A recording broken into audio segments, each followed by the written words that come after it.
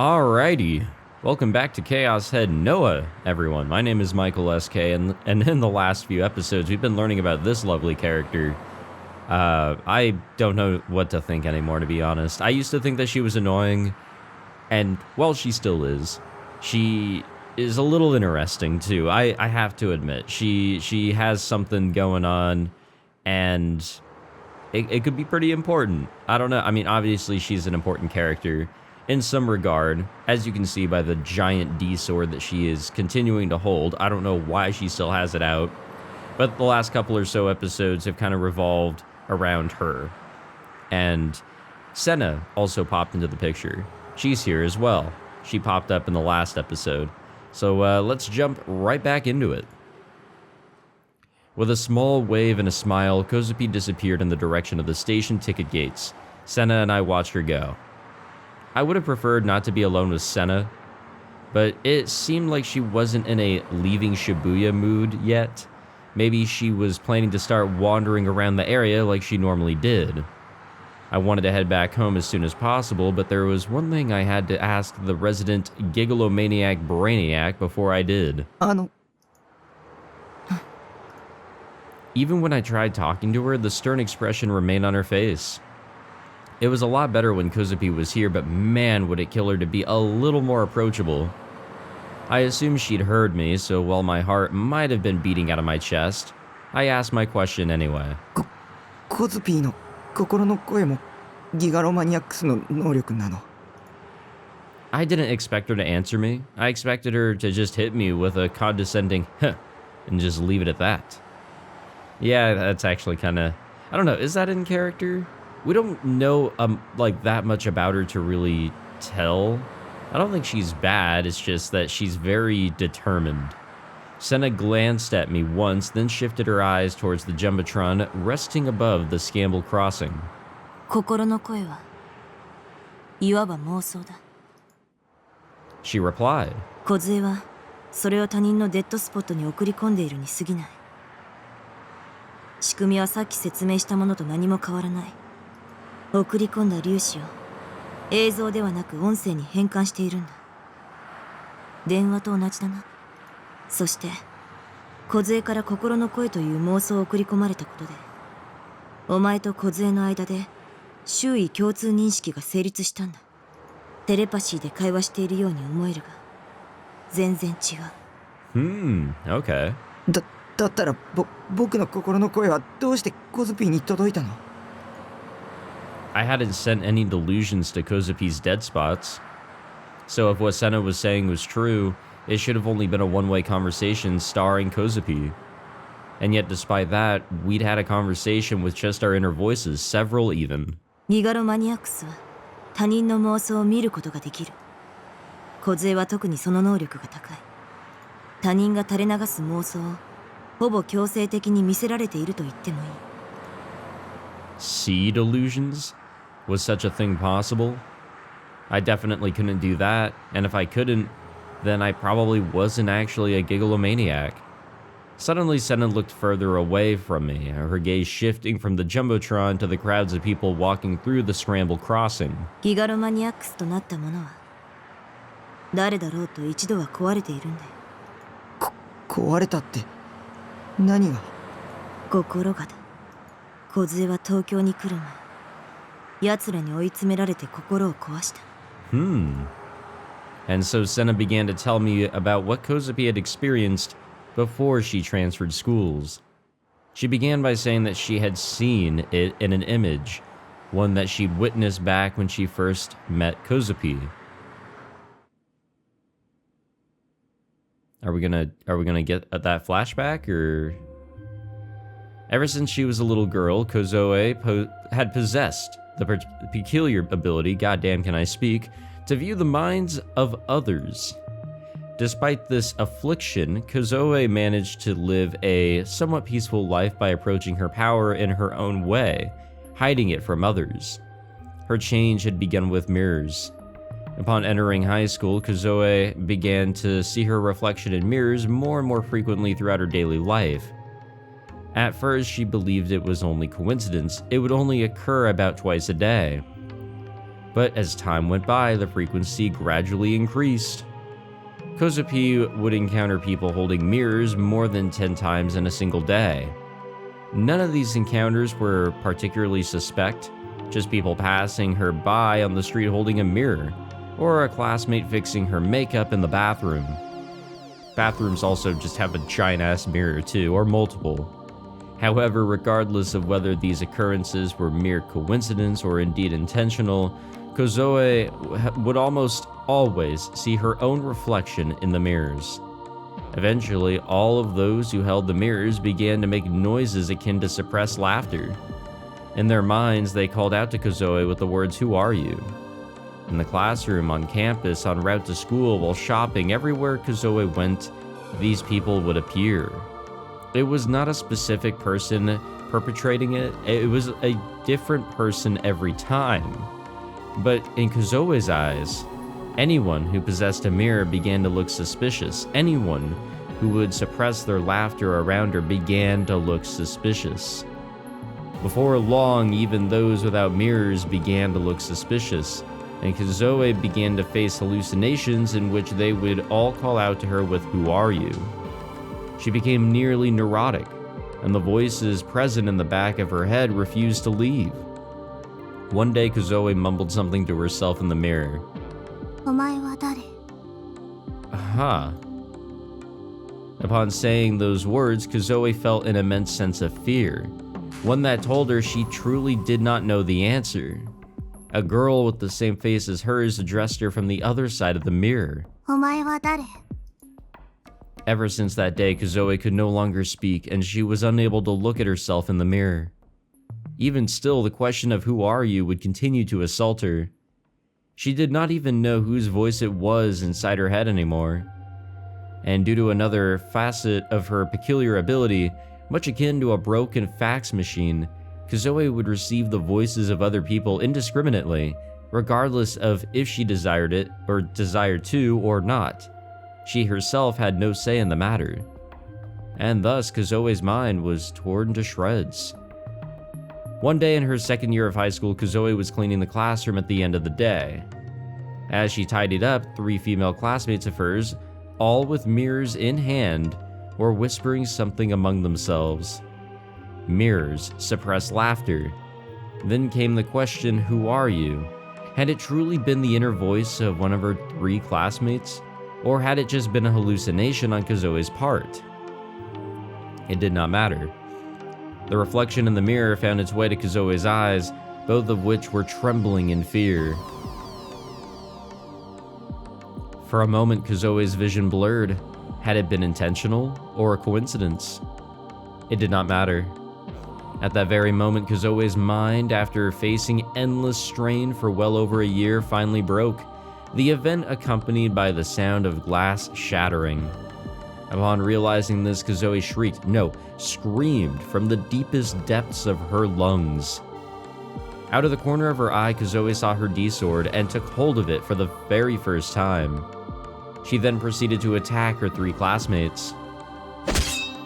Did they die? The hands of the 3, each of which holding a mirror, were then severed by the real Buddha D-sword in less than an instant. Nice. I mean, not nice. However, I should react to that. According to the minimum attendance chart, I didn't have to go to school today, but despite that, I was heading there anyway for one reason and one reason only. I guess we're jumping back to just an attempt of normal life here with Takumi. Enough of Senna, enough of Kozupi, enough of all that. Back to the regular grind to see Rimi. I had no doubt that the Dokuns in class would make fun of me, just like they always did, more so than usual, of course. It would definitely suck, but if it meant I could see Rimi, I could endure it. As I passed through the school gate, I thought back to yesterday. When we parted, Senna had made it a point to say something. お前が望むと望まないとに関わらず、もしこれ以上踏み込んでくるようなら、負を正にするぐらいの強い意識を持つんだな。中途半端な気持ちじゃ、妄想に食われるだけだぞ。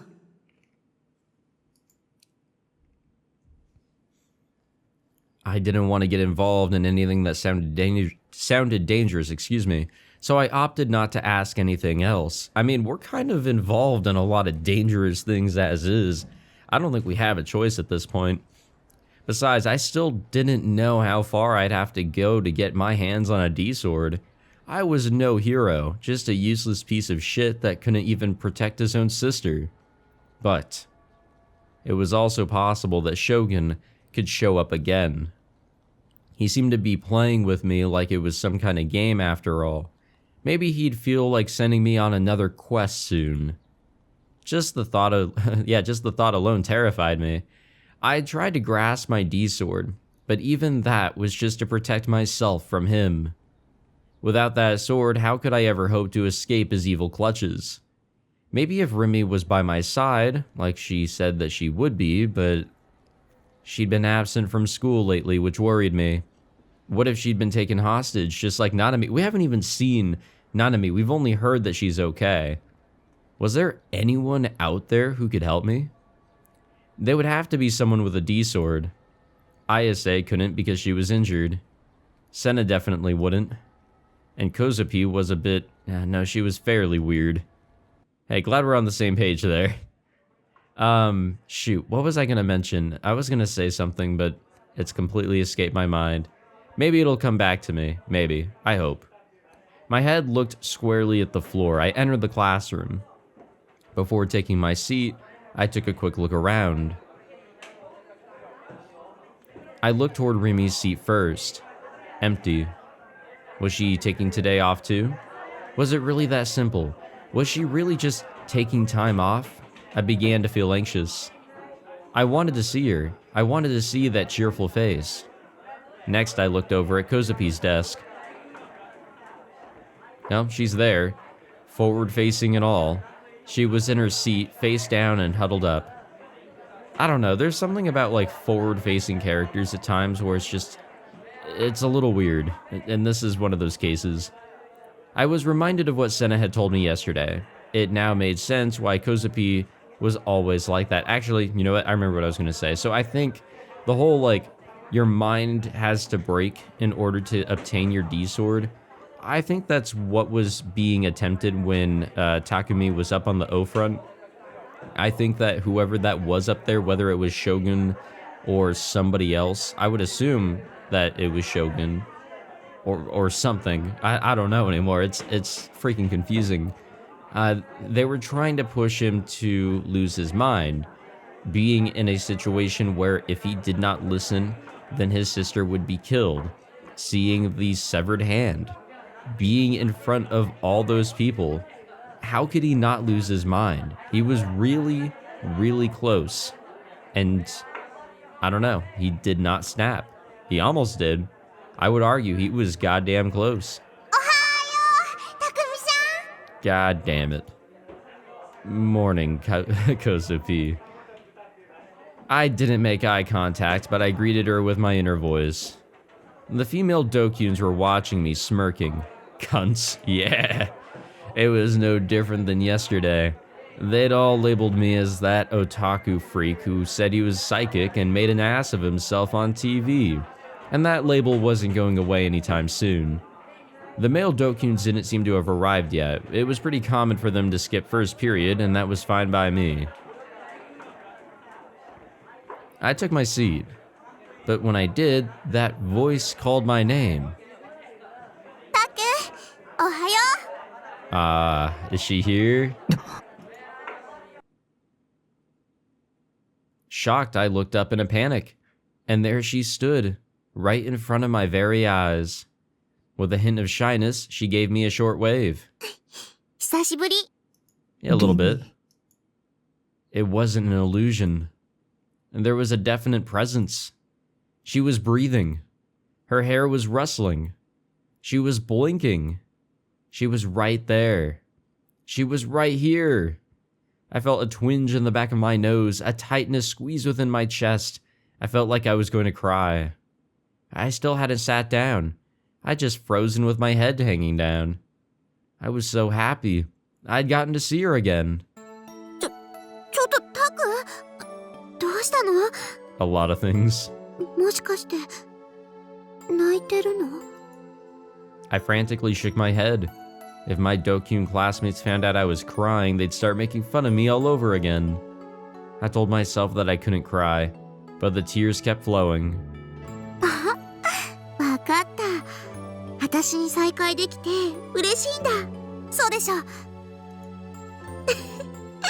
なんてね。ちょっと自意識過剰だったかな。Even as she joked around so cheerfully, all I could do was continue shaking my head. I couldn't even look at her. If I did, I knew I'd really start bawling. Suddenly, someone clapped me on my back. Oh, Taku. Damn, you gonna talk to us now? It was Misumi-kun, with an uncomfortable look on his face. His slap was a lot weaker than usual. You certainly had no issue ignoring me before. Why start paying attention to me now all of a sudden? I'm sure that you'll regret talking to me. You'll become the Dokyun's next target just like me. Yeah, Rimi, Misumi-kun, even you. You'd both be better off not associating with an otaku freak like me. I remained silent, but Misumi-kun forced a smile. Sorry. 暗いな。朝から新規臭いぜ。Well, yeah. お前はそういうやつだって分かってるけどな。As harsh as his words were, I didn't get the feeling that he was joking or acting sarcastic. After all, it was pretty common for him to say stuff like that. そういう大臣は朝から無駄に爽やかだね。無駄にとか言うな。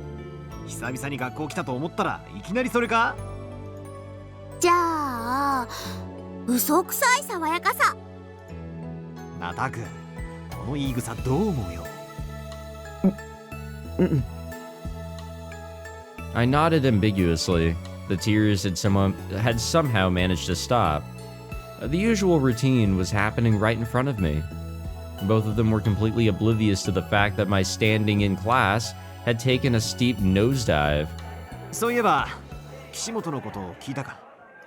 まだ入院中らしいぜ。怪我は大したことなかったんだけど、精神的にかなり参ってるらしい。いいか、タク。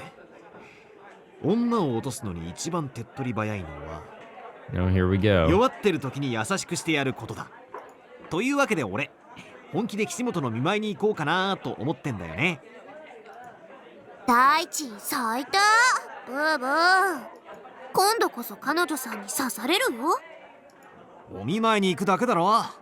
別にやましいことじゃねえよ。ほんの数秒前と言ってることが違うし。そういえばタクって岸本と知り合いだったよな。な、一緒に行ってくんね？It was the typical subject matter for Misumi-kun. I thought for sure he was going to ask me about my psychic powers, but when he didn't, it caught me completely off guard. But instead of noticing, Misumi-kun went right back to what he was saying.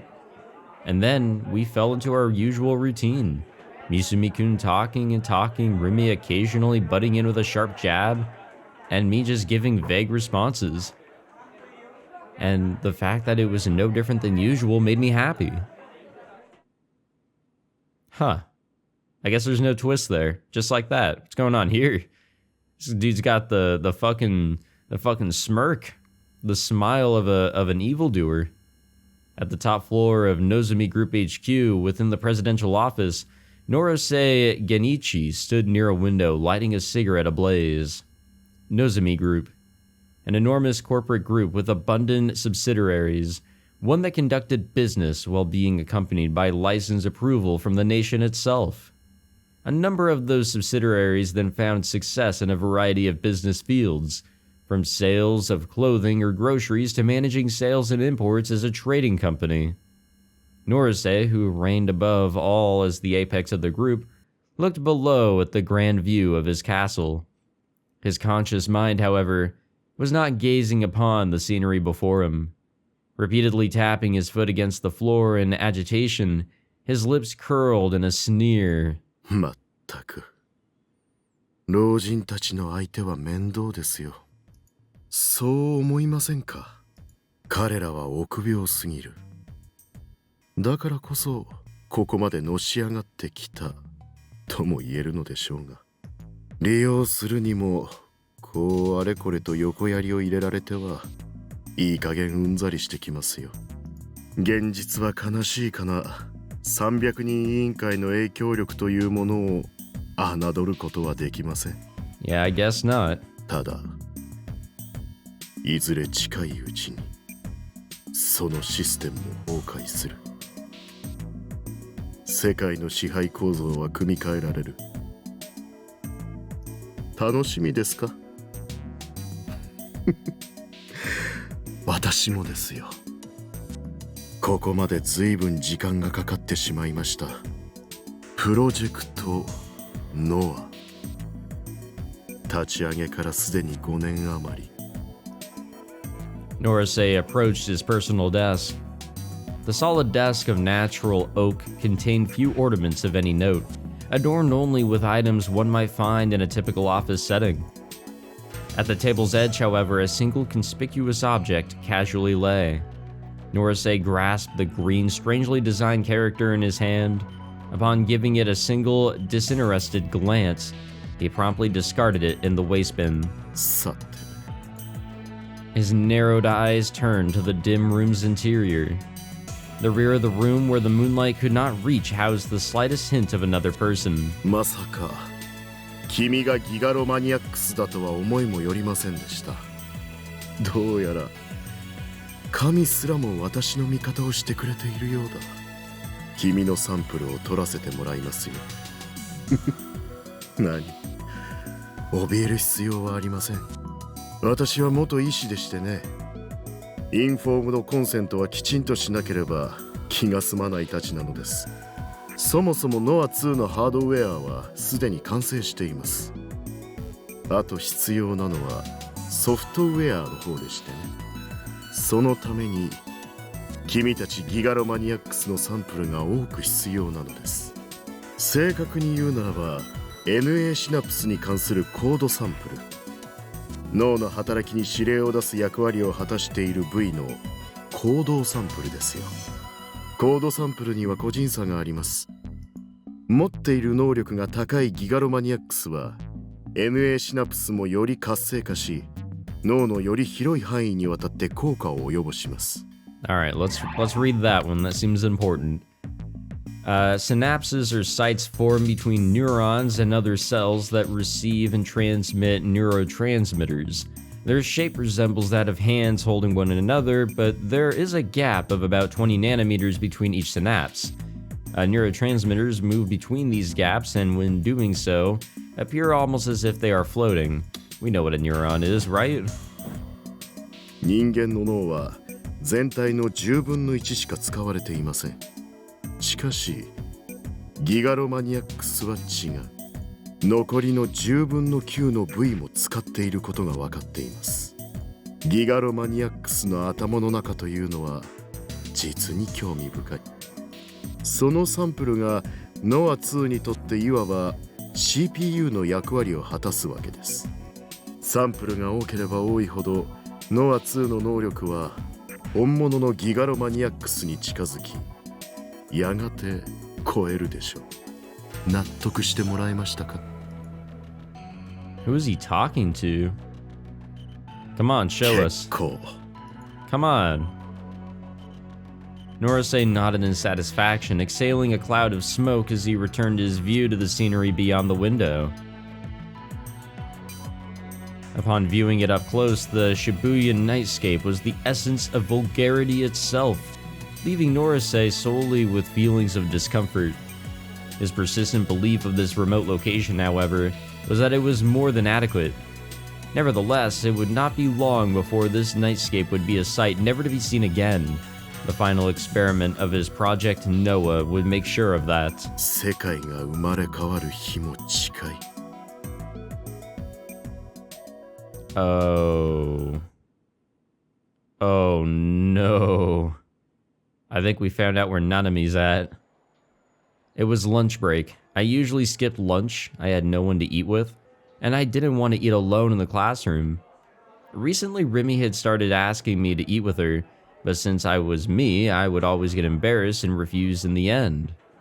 That meant that my usual routine would be to leave the classroom and take refuge in a place I felt comfortable. Sometimes it was the library, sometimes it was the courtyard. But now that everyone in the school knew my face, there was no place I could go where I could relax. The merciless gazes that pierced through me, the abuse and ridicule that was hurled at me. Today, too, I walked around the school being exposed to all of it. Eventually, I knew I had no choice but to duck into a private bathroom, but right when I was about to... Oh, okay. Well, that's interesting. I mean, we're seeing her now. I think that's a good thing, but also, what the fuck was that scene we just saw? I saw Nanami walking down the corridor leading to the first-year building. It looked like she was walking alone toward the classrooms. Speaking of Nanami, I hadn't spoken to her since the incident. I've been avoiding her for the entire week. And I'd been doing it because I didn't know how to act once I saw her. I put my own life before hers. I was the worst big brother ever. It was only a miracle that Nanami had been released safe and sound. I had nothing to do with it. Maybe Shogun had told her that it was my fault she'd gotten kidnapped. If he had, she would definitely be angry with me. Maybe she hated me. Maybe she didn't want to speak to me ever again. That was why I didn't have the courage to go talk to her. But now that I'd seen her, I was starting to worry about her once again, even after everything. I wondered if I had truly wronged her. I wondered if she had been injured. I wondered if she had been hurt mentally. Jesus Christ, why would you show that dog ever? Stop. Fuck you, game. For a moment, the memory of the hand resurfaced in my head. But I shook my head violently to ward it off. That severed hand, along with the bangle it had been wearing and the cell phone it had been holding, it had all been a delusion, a real delusion. Because the hand had disappeared from the refrigerator. Rather than thinking it somehow sprouted legs and walked off, or walked away, it was far more reasonable to believe that it had never been there in the first place. The fact that Nanami was alive and well was proof of that. Before I knew it, I had broken into a run. I was chasing after Nanami. Her figure got bigger and bigger as I approached her. I'm not feeling good about this, guys. Something's not right. Something is most definitely not right. I'm not ready for whatever the fuck is about to pop up. She hadn't noticed me yet. As she walked, she played with her hair with her fingertips of her right hand. As I ran, I started to call out to her. On her right hand, the hand that she was playing with, the sleeve of her uniform ever so slightly slipped down. Suddenly, I was hit with a strange feeling, and I choked back the sound that I was about to make.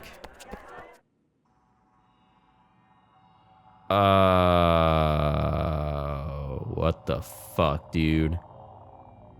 That's not good. That's not normal. That's not good. That's not good. Why is that bandaged up like that? I stopped dead in my tracks. I had seen it.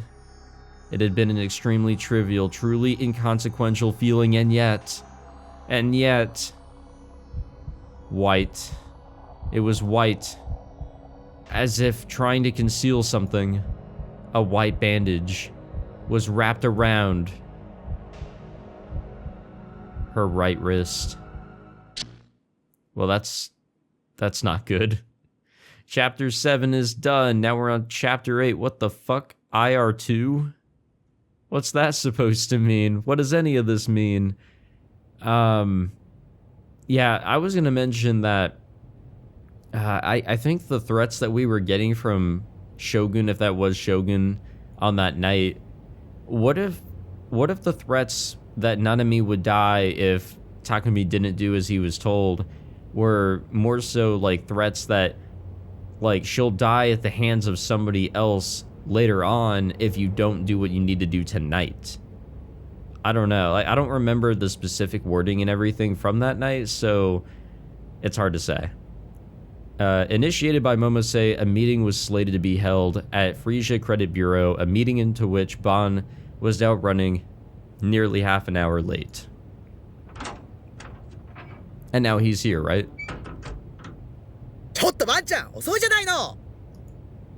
Momose's angry voice hurtled him as he entered the office. In response to this, Bon gave a minor shrug then proceeded to walk up to the desk of Frisia's president with an amiable smile on his face. Let's go with that.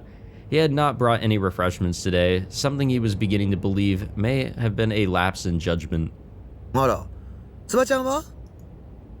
今日は別行動。若い子をこき使って、バンちゃんは楽してるわけね。Oh, you have to. They gotta learn one way or another. 俺もちゃんとやってるよ。昨日だって徹夜でいろいろ調べてたんだぜ。おかげで最近の女子高生の生態についてはかなり詳しくなった。That's a little sus, but okay. あんたね、呆れて物も言えないわ。で、こうして俺を呼びつけたってことは、あの子と連絡取れたってこと？今来てるわ。さすがももちゃん。ちなみに可愛い子かい？ Yeah, come on, dude. Like, what the fuck? Momose promptly smacked Bon over the head, stopping his opportunistic grin in its tracks. The sheer speed with which she had turned her wrist made the slap especially fierce. いつまでもバカなこと言ってんじゃないわよ、エロ親父。 I don't know if that's stupidity, like, I feel like that's something else, something worse. 冗談だって。Before arriving at the building, Bon had made a private request to Momose. And it entailed setting up a meeting between him and a certain person connected to the NewGen cases. Rather than anything work-related, it was merely to satiate a personal curiosity. He was not planning on talking about anything related to the NewGen investigations for the time being. And due to his position, Bon could not simply meet with the person on his own, else he would risk drawing the ire of the detectives that he was getting ahead of. Well, who did they get? Momose urged Bon over to a corner of the office. It was a fairly cramped space, almost of which was already taken up by shelves packed full of files. The location was used as a reception area of sorts, and a pair of love seats had been wedged into the only place they could fit. Bon entered the section after Momose, and his eyes landed upon a lone girl sitting in one of the love seats.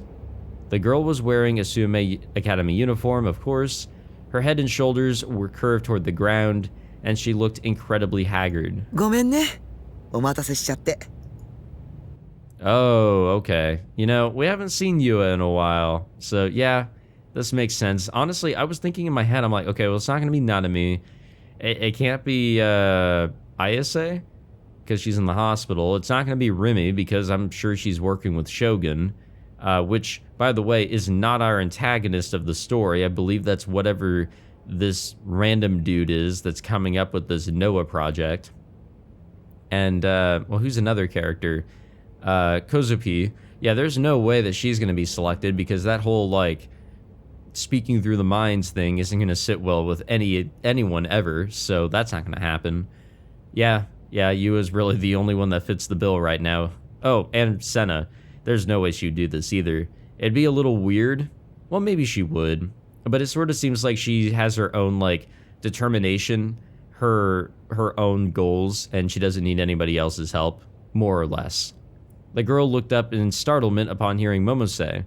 In the process, her glasses had slipped down her nose a bit, leading her to swiftly readjust them with her finger. いえ、平気です。 When she saw Bon, her expression turned slightly fearful, before bowing her head and greeting a moment later. Bon felt somewhat hurt by this. He had made every attempt to look as non-threatening as possible in both bearing and appearance.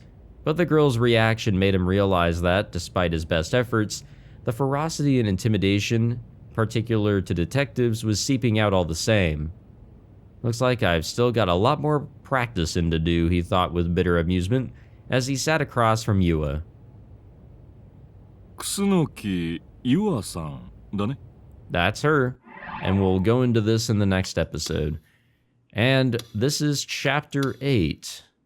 We're making some progress. I don't know how many chapters there are, because I know we have the common route, and then we have a bunch of tomfoolery that we have to do. We have to, like, go back through the game and do some other things in order to get the other routes or whatever. That's as far as I've looked into the whole setup here. But no idea on how many chapters I have going on here in the common route. So I guess we'll find out eventually, right? I mean, eventually we'll be done with all these chapters. We'll be reaching an ending of some sort. Probably not the best of them. I don't think everything's going to get tidied up in that sense, but what do I know? Nothing has truly pieced together yet. Everything is still completely scattered, and I have no idea of what's going on. All I can really start to say for certainty is that Shogun is kind of running the show in regards to what is happening with Takumi, and Rimi is an assistant of that, it seems.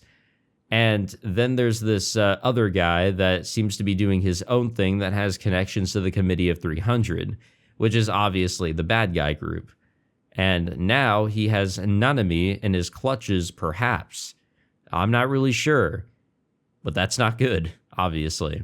Also, if that is Nanami, then that also goes to show that she probably is also a gigolomaniac, which shouldn't be a surprise. All of the female main characters have to be gigolomaniacs. It's how this all works, right? Well, anyways, thank you all for watching this episode. Sorry if I sounded a little ugh. I kind of woke up and then just jumped into a recording session. So there's that. Sorry, but it's all good. I'm not sick or anything. I guess that's the plus side. But yeah, if you enjoyed this episode, be sure to leave a like, subscribe, all that fancy jazz, and I'll make sure the next episode's a little bit longer to make up for this one. Take it easy, guys.